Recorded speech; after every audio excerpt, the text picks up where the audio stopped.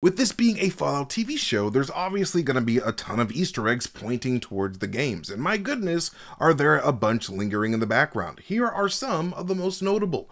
Episode 1 opens with Cooper Howard and his daughter wearing blue and yellow cowboy costumes, with blue and yellow obviously being the colors of the Vault Dweller suits that Cooper was made to advertise before the Great War. Those two douchebags at the party mockingly want him to do his signature thumbs up from the Vault-Tec commercial, a thumbs up that would end up inspiring Vault-Tec to use Cooper's commercial for their actual Vault Boy mascot, an origin that I did not see coming so quickly in this series. And as the kids are about to eat cake and watch the Grognak the Barbarian TV show based on the popular Grognak comics from the Fallout games, an advertisement for Fallout's Sugar Bomb cereal plays before a far less sweet bomb drops on American soil.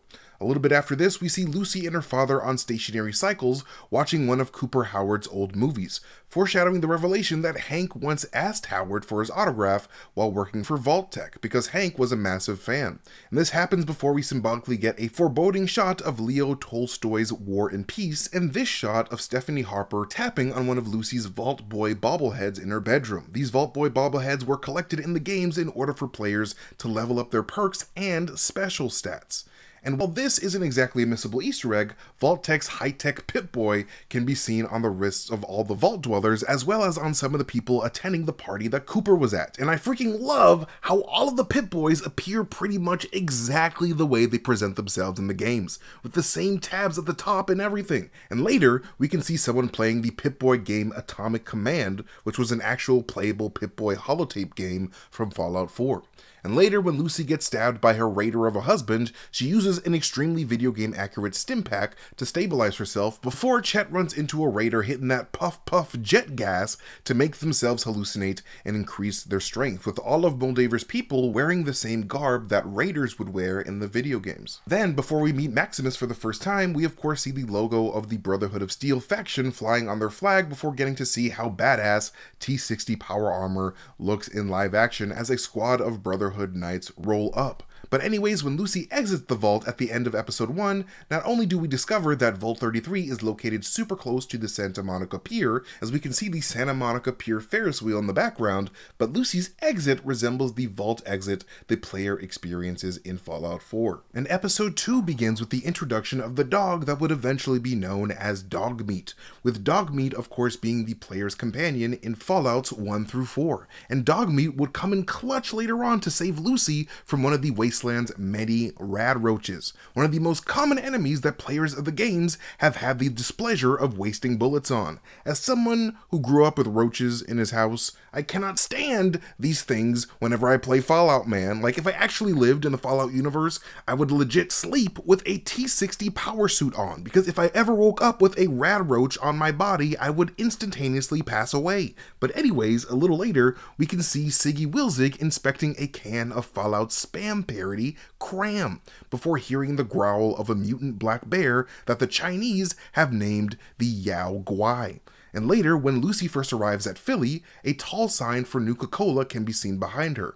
Nuka-Cola machines and bottles can be seen throughout this TV series over and over again, as Nuka-Cola was yet another one of these companies looking to profit off of the looming apocalypse before the Great War. Nuka-Cola is so popular that Nuka-Cola bottle caps are the main currency of the wasteland that players need to collect to buy stuff. And speaking of Philly, showrunner Jonathan Nolan has gone on record to state that he purposely designed Philly with the Fallout 3 town of Megaton in mind. So, I hope those of you who chose to blow up Megaton with a nuke actually felt flashbacks of remorse when looking at Philly in this episode. And soon after this, we get to see a live-action Brahmin for the first time, with these two-headed cows being a staple of the series ever since the first Fallout game. And outside of the supply shop in Philly, you can see a sign that says, "You steal, we shoot," with a Righteous Authority laser rifle at the top of the sign.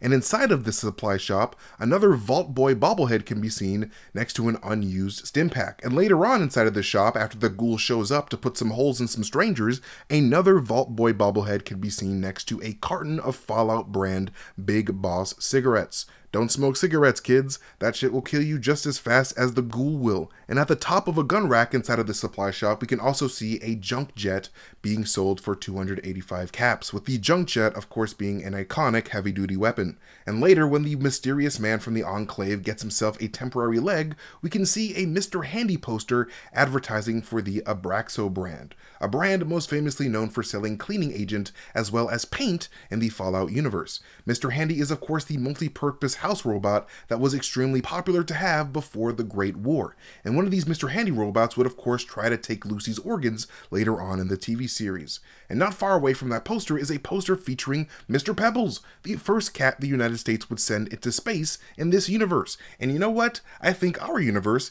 needs to send more cats into space, because cats in space is always a good time. Moving on to episode 3, we can see Lucy munching on some Yum Yum brand deviled eggs, which is a food item in the Fallout series that players can eat for health in exchange for just a smidge of radiation poisoning. Not too bad. And later, we get a major reference to the first Fallout game when that black vault dweller informs the people of Vault 33 that the water chip has been destroyed, which is the primary reason that the main character of the first Fallout game leaves the vault in search for. And later, Maximus and Thaddeus are attacked by a giant sea creature called a Gulper, a species that first made their appearance in the Fallout 4 DLC, Far Harbor. And while the ghoul and Lucy are walking through the desert, we can see the remnants of a bus that used to conduct tours for the California Crest studio, a studio that Cooper Howard would work for to produce the Man from Dead Horse movie, a poster of which can be seen inside of Cooper Howard's old house later on in the series. And it appears that California Crest would eventually be bought out by Robco. And after we see Cooper Howard doing his iconic thumbs up, the episode ends with a billboard for Mr. Handy claiming that he'll be your new best friend. And you know what? I wish Matt Berry was my new best friend. He's a very funny man. And in episode 4, we can see Chet eating a rather lame cram meal by himself before getting some action from a one-eyed woman with a very disturbing fetish. But this is before we see Lucy and the ghoul heading to a Super Duper Mart, a popular chain of supermarkets in the Fallout series that first made its appearance in Fallout 3. And later, when Norm is doing some detective work to find out the mysteries being hidden from him by his local Vault-Tec government, we can see him staring at a retro computer screen with insanely video game accurate visuals. Like, they literally went out of their way to make this screen look exactly like reading one of the many logs in a Fallout game looks like, and I love that so much. And after Lucy disables that very handsy Mr. Handy that tries to steal her organs, we can see her picking up a bottle of Abraxo cleaner. But anyways, when Maximus and Lucy have a proper meeting in episode 5, Maximus mentions that he has Radaway on him when he sees how nauseous Lucy is getting after drinking that radioactive water. Though part of me does feel that this is a misdirection, as I do feel that there's a chance here that Lucy could be nauseous because that asshole that tried to kill her on her wedding night might have actually gotten her pregnant, which would suck so much, but you know, that's what happens when you just go rubber free. Wrap it up, fellas. And I really enjoyed how you can see a rainbow form in between Lucy and Maximus in this shot here, not long after they agreed to work together, as that rainbow was meant to foreshadow their special connection. And after Maximus is soon shot by some fiends, he says that his bullet was nothing but a scratch, which I felt was a reference to that guard that says "'tis but a scratch" when he gets his arm cut off in Monty Python and the Holy Grail.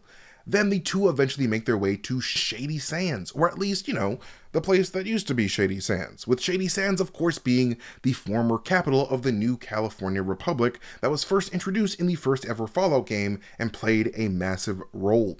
And at the start of episode 6, we learn that Bud Askins spent 10 years working for the weapons manufacturing company West-Tek before working for Vault-Tec, with Howard directly mentioning the T-45 power armor that West-Tek first developed to serve as a prototype for the future newer improved models like the T-60. And in this episode, we can see a number of movie posters of movies that Cooper Howard starred in the Fallout universe, like The Man from Calabasas, A Man and His Dog, and Under the Covers. And soon after this, we would learn that TV legend Matt Berry himself would become the voice of Mr. Handy, as Bartholomew Cogsworth would foolishly sell his voice to the California California Crest movie studio that would soon be brought out by Robco. But anyways, later, while Maximus is starting to enjoy the vault life, he receives a gift basket with Yum Yum brand deviled eggs and cram inside, before, getting his mind absolutely blown by caviar. And while Lucy is looking over the history of Shady Sands in that mutant vault classroom, we can see the flag for the new California Republic, a flag with a two-headed bear on it, though,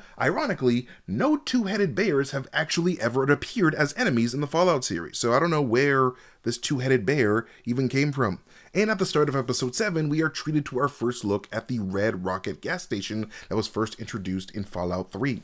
And later, while continuing his investigative work into the secrets of Vaults 32 and 31, Norm is forced to complete the hacking minigame that players would have to complete in order to hack into Robco Industries terminals like this one.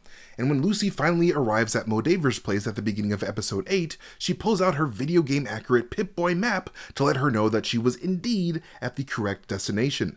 And while the pre-Great War companies, Vault-Tec, Robco, West-Tec, Big MT, a relation, and Repcon all talk about their plans for the vaults, the West-Tec representative had the idea of creating super mutant soldiers using illegal immigrants, which is significant considering that super mutant soldiers were a major enemy in the original Fallout game.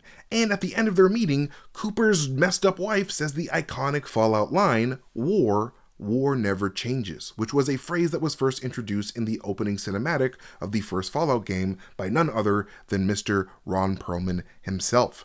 And later, when Hank is forced to input the code for the cold fusion reactor, he throws in the code 101097, which is significant considering that October 10th, 1997 is the date that the first Fallout game was released. And at the end of the episode, when Hank arrives at New Vegas, he approaches the skull of a Deathclaw, which is a major enemy in the Fallout series. And finally, the credits for episode 8 end with a billboard advertising Cryo Suites, so that people like all the overseers that came from Vault 31 and the main character from Fallout 4 can place themselves in suspended animation to wait out the apocalypse.